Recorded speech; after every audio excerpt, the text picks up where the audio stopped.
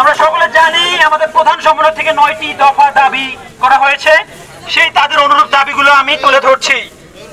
প্রথম দাবি ছিল প্রধানমন্ত্রী শেখ হাসিনাকে ছাত্র হত্যার দায় নিয়ে জাতির কাছে প্রকাশ্য ক্ষমা চাইতে হবে।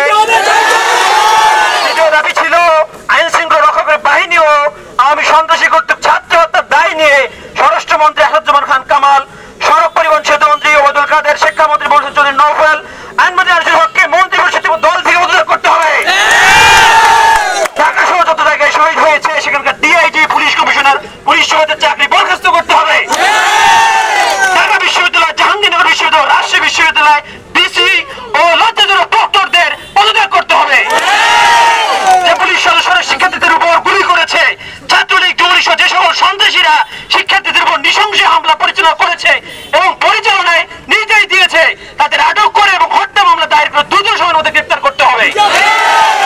দেশব্যাপী যে সকল শিক্ষার্থী ও নাগরিক শহীদ আহত হয়েছে তাদের পরিবারকে ক্ষতিপূরণ প্রদান করতে হবে।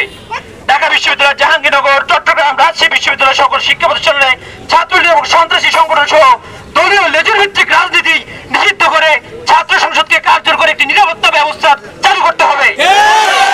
কোটা আন্দোলনের সাথে সম্পৃক্ত শিক্ষার্থীদের একাডেমিক ও প্রশাসনিক কোন ধরনের হয়রানি করা হবে না মর্মে অঙ্গীকার করতে হবে। আমি আশা করছি এখানকার কোন একটা দাবি অযৌক্তিক নয়।